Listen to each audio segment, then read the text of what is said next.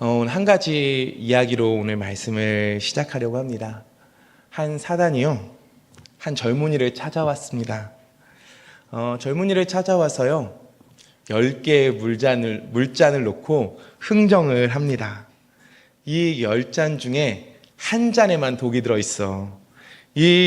너가 이 독이 들지 않은 잔을 선택할 수 있다면 나는 너에게 엄청난 돈을 줄 거야 라고 이야기를 하는 겁니다. 이 청년이 처음에는 두려운 마음이 있어서 거절했습니다. 그러나 우리의 마음이 쉽게 돈을 벌고 싶지 않겠습니까? 그래서 사단의 옆으로 갔습니다. 나에게 다시 한번 기회를 줄 수 있겠냐라고 물었고요.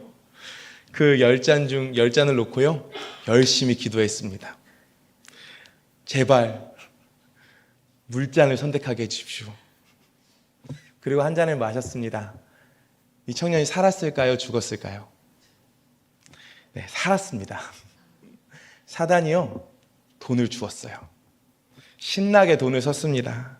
쉽게 버렸기에 쉽게 썼습니다. 그리고 또 다시 사단을 찾아왔습니다. 이젠 9잔 중에 한 잔입니다. 또 살았고요, 또 돈을 받았습니다. 8잔, 7잔, 6잔, 이제 마지막 2잔이 남았습니다. 다시 한번 도전하겠다고 합니다. 사단이요, 이야기합니다. 이젠 정말 죽을 수도 있어. 이젠 정말 죽을 수도 있어. 이 청년이요, 말하기를 행운의 여신은 언제나 나의 편이었다며 다시 한번 도전하겠다고 하면서요, 2잔을 놓고 열심히 기도합니다. 그리고 마지막 잔을 들었습니다. 이 청년이 살았을까요? 죽었을까요? 살았습니다. 이것 봐, 내가 이긴다고 했지. 행운의 여신은 언제나 나의 편이야 라고 이야기하면서 사단을 조롱하듯이 이야기했는데요, 사단이 그 마지막 남은 그 독이 들었을 법한 그 잔을 마시던 이렇게 이야기합니다. 처음부터 독이 든 잔은 없었다고요. 그러나 너는 이미 처음 잔을 먹을 때부터 욕심이라는 독을 삼켰기에 너는 이제 세상의 욕심에 빠져서 이제는 살 수밖에 없게 되었다고. 너는 이제 내가 주는 돈이 아니면 삶을 살 수 없다고 이야기를 합니다. 우리는요, 이 세상 속에서 이 세상의 것들을 욕망하며 살아갑니다. 우리가 하나님의 은혜를 구하며 하나님을 찾기보다는 세상의 것들을 사랑하며 세상의 것을 찾으며 살아갈 때가 더 많은 것이 우리입니다. 어느새 그 세상의 것에 노예가 되어져 있는 우리를 발견할 때가 참 많이 있습니다. 오늘 본문은요, 북이스라엘 시대에 있었던 이야기입니다. 그 팔레스타인 지역을 둘러싸고 있는 주변의 강대국이요, 서로 전쟁하기에 바빴습니다. 그러다 보니 이 팔레스타인이 상대적으로 평화로운 시기를 누리게 되었습니다. 그런데 이스라엘의 특징이 뭐냐면요, 평화가 찾아오면 죄를 짓더라라는 겁니다. 잘 살게 되고 평안한 시기가 찾아오면 우리에게 평안을 주신 하나님께 감사하며 기뻐하며 하나님께로 더 나아가야 되는데, 이스라엘은 여지없이 평안이 올 때마다 넘어지더라라는 거예요. 우상을 숭배하고 쾌락을 사랑하고 음란에 빠져서 살더라라는 겁니다. 우리도 그럴 때가 참 많습니다. 편할 때, 좋을 때 우리는 하나님과 멀어질 때가 있어요. 오히려 고난이 찾아올 때 우리는 더 하나님께 엎드리고 하나님께로 더 가까이 나아갑니다. 이처럼 지금 이스라엘이 평안의 시기에 우상과 쾌락에 빠져 있었던, 영적으로 무너진 상황 속에서요, 하나님께서 호세아 선지자를 부르십니다. 충격적인 명령으로 부르시는데요, 오늘 1장 2절입니다. 제가 한번 읽겠습니다. 여호와께서 처음 호세아에게 말씀하실 때 여호와께서 호세아에게 이르시되 너는 가서 음란한 여자를 맞이하여 음란한 자식들을 낳으라. 이 나라가 여호와를 떠나 크게 음란함이니라 하시니라고 합니다. 오늘 여호와께서 처음 호세아에게 말씀하셨다라고 해요. 몇 번 하나님께서 호세아를 만나는 시간이 있었던 것이 아니라요, 처음 호세아를 부르셨습니다. 선지자인 호세아가 하나님께서 처음 말씀하시는 그것을 얼마나 기대했겠습니까? 얼마나 설레는 마음으로 하나님의 말씀을 들었겠습니까? 근데요, 하나님께서 처음으로 하시는 말씀이 굉장히 충격적인데요. 너는 가서 음란한 여인과 결혼하여 음란한 자식을 낳으라 라고 하는 겁니다. 호세아는요, 선지자였습니다. 하나님을 사랑하는 거룩한 선지자였고요. 율법을 지키며 하나님의 말씀대로 살아가고자 하는 사람, 그 사람이 호세아였습니다. 그런데 오늘 하나님께서 음란한 여인을 맞이하라고 하세요. 음란한 여인과 결혼하라고 하신다는 거죠. 이것은 율법적으로 맞지 않는 명령이었습니다. 레위기 21장 14절은 보면요, 이렇게 말해요. 과부나 이혼당한 여자나 창녀짓을 하는 더러운 여인을 취하지 말고 자기 백성 중에서 처녀를 취하여 아내를 삼아라고 합니다. 여리고 지역에서 가장 음란한 여인, 그 음란한 것으로 유명했고 몸을 파는 여인이 고멜이었습니다. 선지자가 이런 여인과 결혼한다는 것은요, 율법을 정하신 하나님께서 율법을 어기게 만드시는 일이었습니다. 우리는 질문할 수 있죠. 하나님 도대체 왜 이런 명령을 주십니까? 하나님 도대체 왜 호세아를 불러서 음란한 여인과 결혼하게 하십니까? 이것에 대한 이유가 2절에 나와 있는데요. 뭐라고 말하냐면요, 이 나라가 여호와를 떠나 크게 음란함이니라 라고 합니다. 호세아는 대답할 수 있죠. 이 나라가 하나님을 떠나 음란한 것과 제가 음란한 여인과 결혼하는 것이 무슨 상관이 있습니까? 하나님께 이렇게 따져 물을 수 있습니다. 하나님, 저는 선지자입니다. 저는 율법을 어길 수도 없고요. 저는 이렇게 결혼하고 싶지도 않습니다. 제가 저 여인과 결혼하면 어떤 손가락질을 받을지 알고 계시지 않습니까? 선지자인 제가 어떻게 이런 여인과 결혼할 수 있단 말입니까? 이렇게 따져 물을 수 있습니다. 그런데요, 오늘 3절을 보면요, 이렇게 기록합니다. 이에 그가 가서 디블라임의 딸 고멜을 맞이하였더니 고멜이 임신하여 아들을 낳으매 라고 합니다. 뭐라고요? 이에 그가 가서라고 합니다. 바로 순종했다라는 겁니다. 따져 묻고 싶은 것이 많았겠지만 따져 묻지 않았다라는 것입니다. 결혼은 인생에 있어서 너무 중요한 일입니다. 배우자를 결정하는 거 너무 중요하죠. 우리 여기 청년들이 있는데요, 배우자를 위해서 열심히 기도하고 있습니다.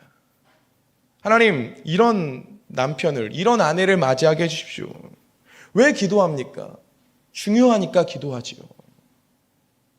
가정을 이루는 거 정말 중요한 문제 아닙니까?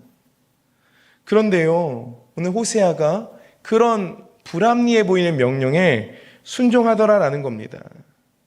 왜 그가 순종할 수 있었습니까?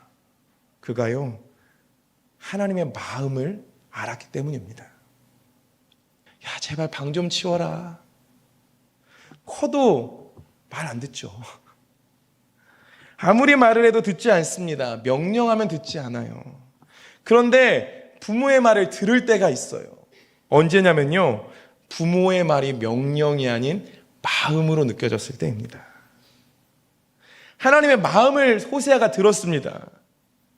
내가 음란한 여인과 결혼하는 것이 나라가 음란한 것과 무슨 상관이 있습니까? 라고 묻고 싶었는데 하나님의 마음이 들리는 겁니다. 음란한 여인이 누구냐?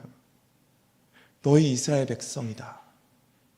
끊임없이 나를 떠나는 너희들이다. 음란한 고멜과 결혼하는 것이 누구이냐?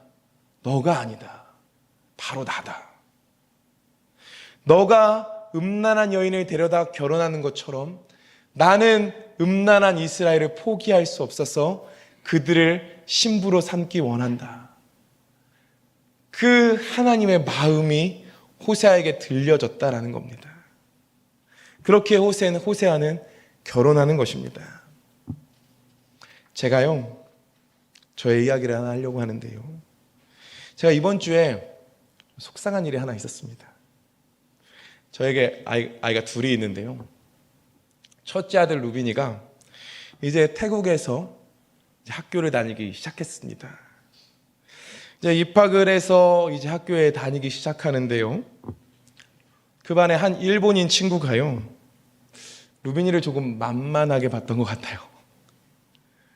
저희 아들을 밀치고 가슴을 때리고 한다라는 이야기를 들었습니다.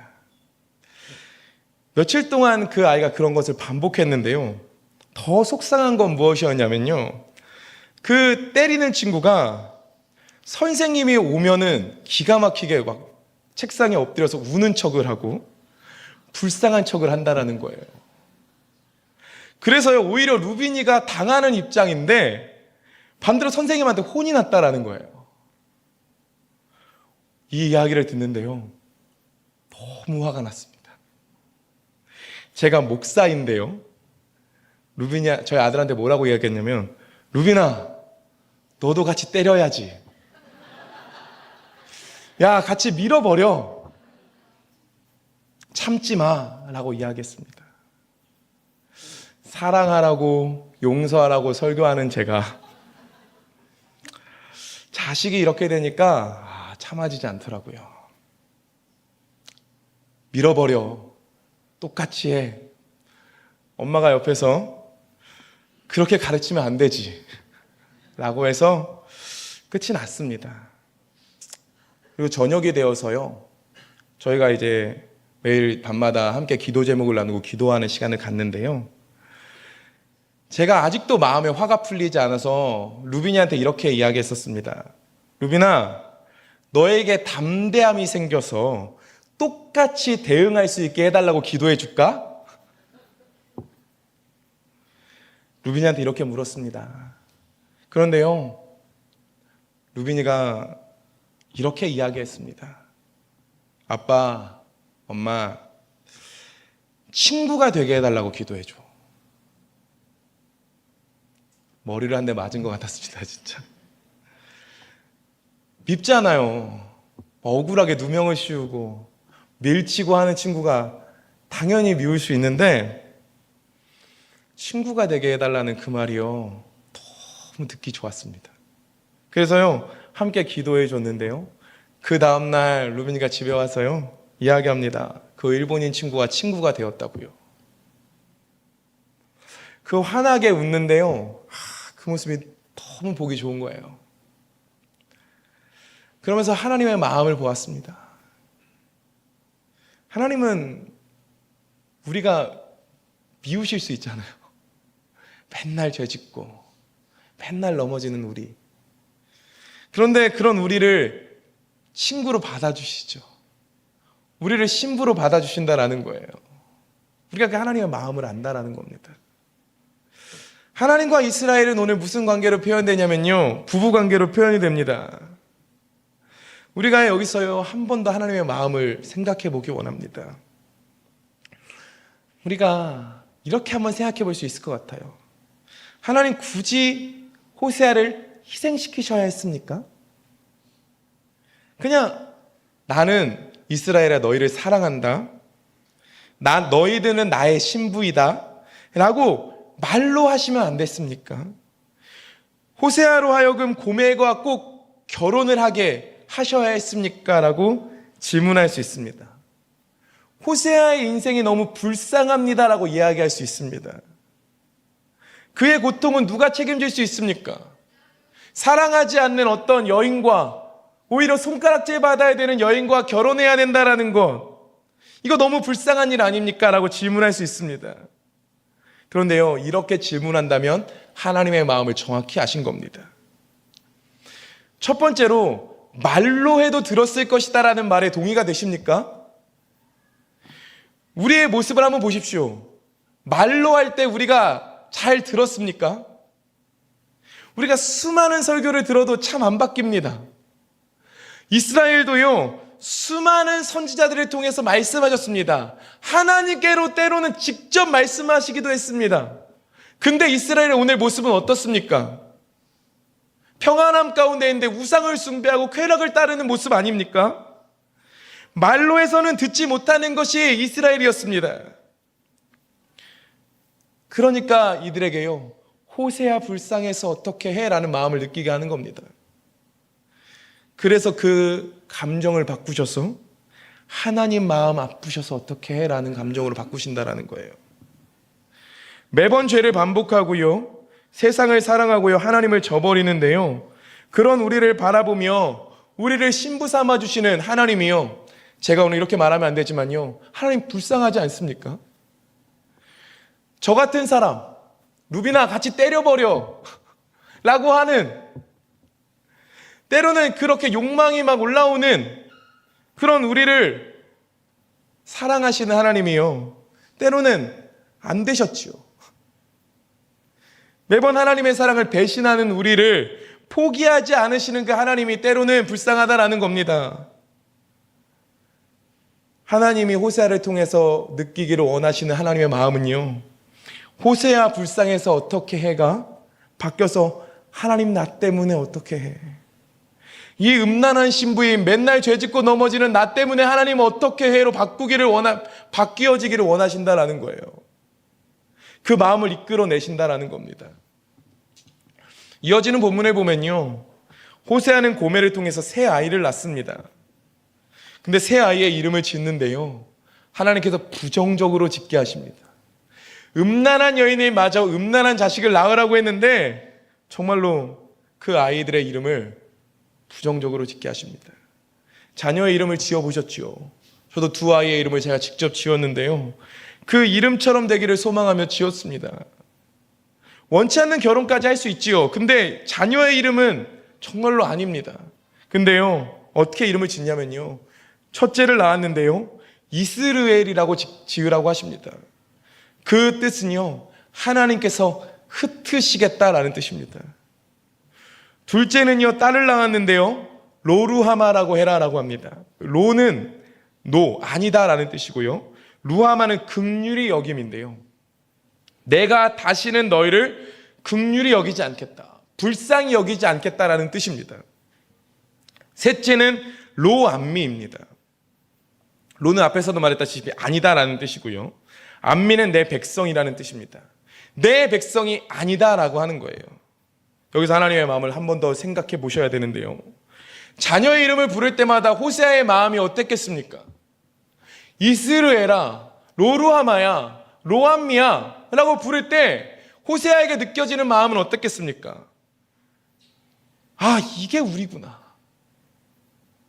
하나님께서 흩으셔야 마땅할, 하나님의 긍휼을 입지 못할, 하나님의 백성이라고 할 만한 자격이 없는 그것이 우리구나라는 것을 느끼는 겁니다. 근데요, 하나님이요, 오늘 읽진 않았는데 10절에서 뭐라고 하시는지 아십니까? 10절은 이렇게 말합니다. 그러나 이스라엘 자손의 수가 바닷가의 모래같이 되어서 헤아릴 수도 없고 셀 수도 없을 것이며, 전에 그들에게 이르기를 너희는 내 백성이 아니라 한 그곳에서 그들에게 이르기를 너희는 살아계신 하나님의 아들들이라 할 것이다 라고 합니다. 뭐라고요? 내 백성이 아니라 한 곳에서 그들에게 이르기를 너희는 살아계신 하나님의 아들들이라 할 것이다 라고 한다고요. 내 백성이 아니다, 로암미다예요.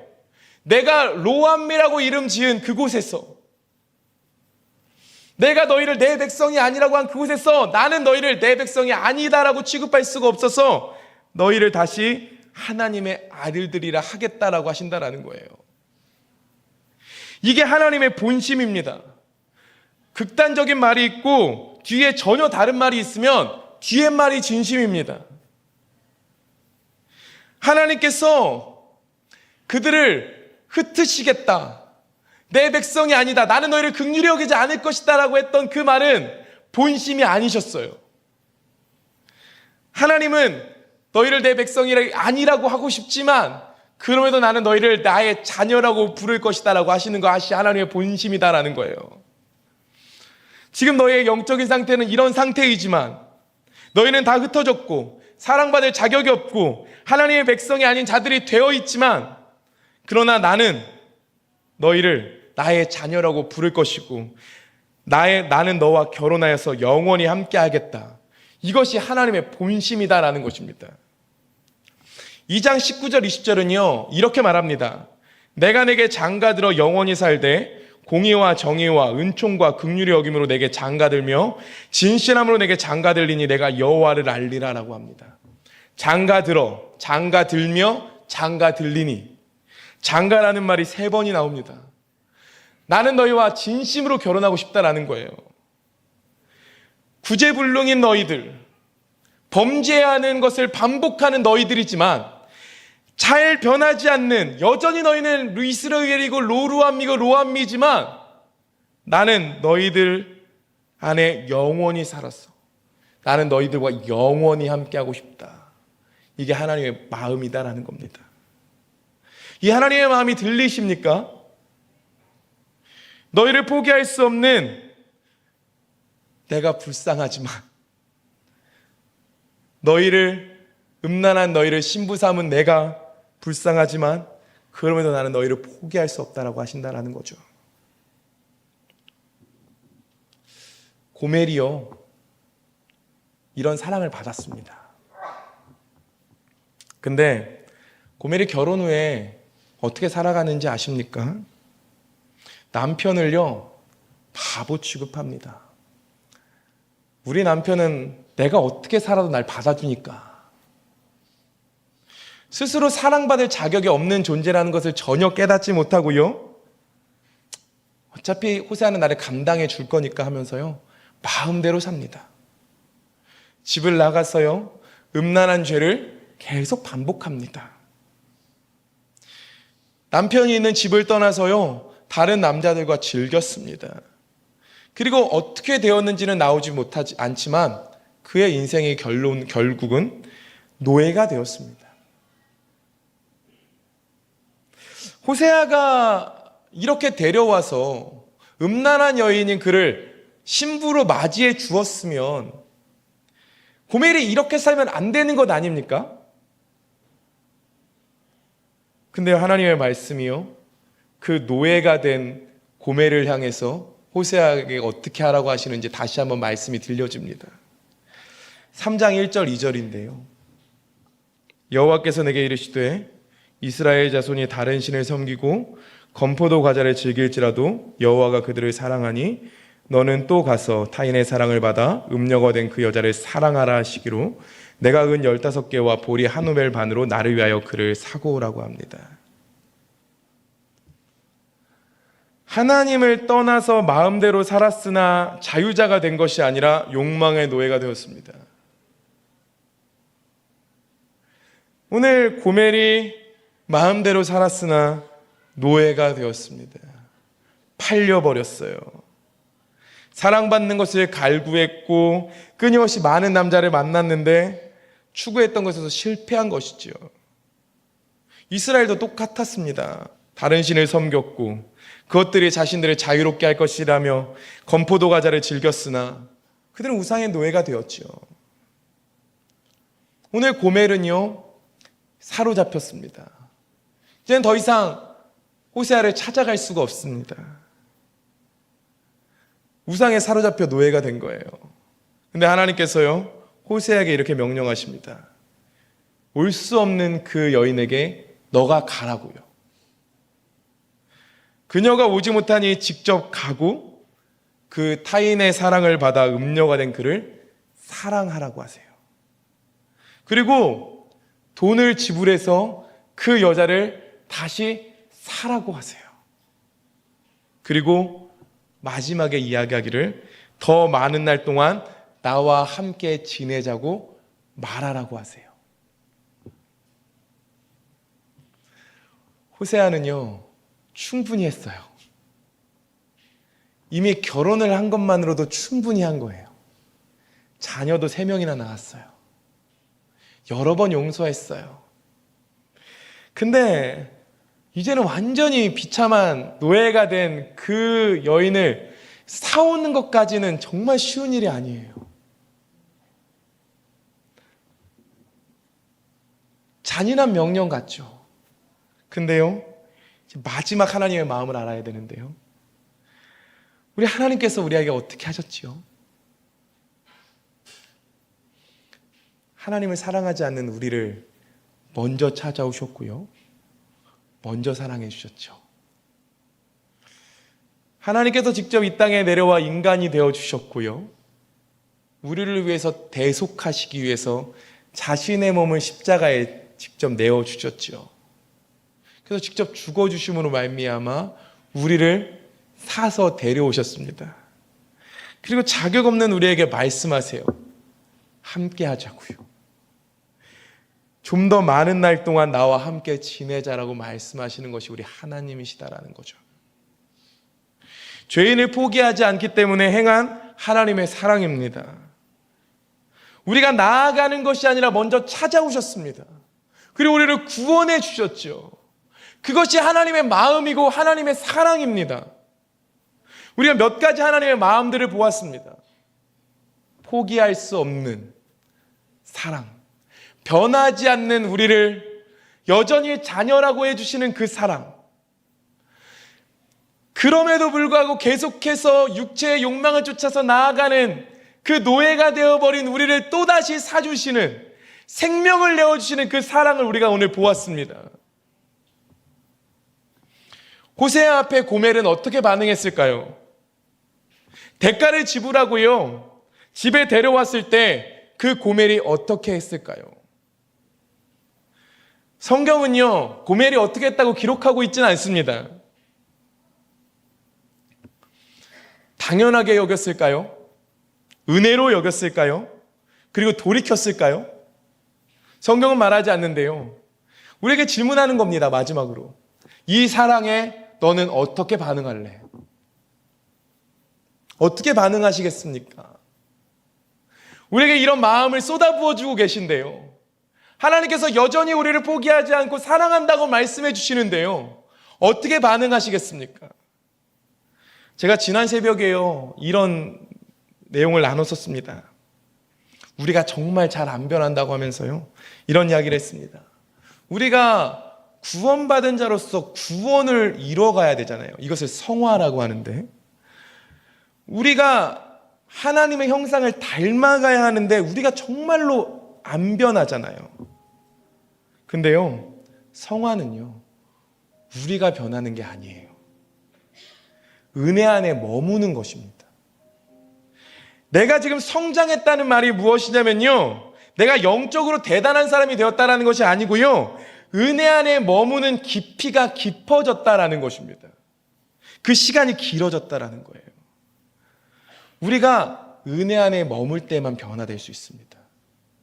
하나님이여 우리에게 말씀하십니다. 내가 이렇게 너를 사랑하는데, 마음으로 다가오시거든요. 내가 너를 포기할 수 없는데 너는 이 사랑에 어떻게 반응해 줄래? 여러분, 우리가 이 사랑에 반응하며 그 은혜의 깊이에 잠겨지는 우리가 되었으면 좋겠습니다. 우리를 사랑하시는, 우리를 포기하지 않으시는, 우리에게 찾아오시는, 우리에게 값을 지불해 주시는 그 사랑 앞에 나아올 수 있는 우리가 되어지기를 소망합니다. 어떻게 반응할래? 여러분, 이 사랑 앞에 하나님, 이제는 그 은혜 안에 머물고 싶습니다 라고 반응할 수 있는 그 우리가 되어지기를 소망합니다.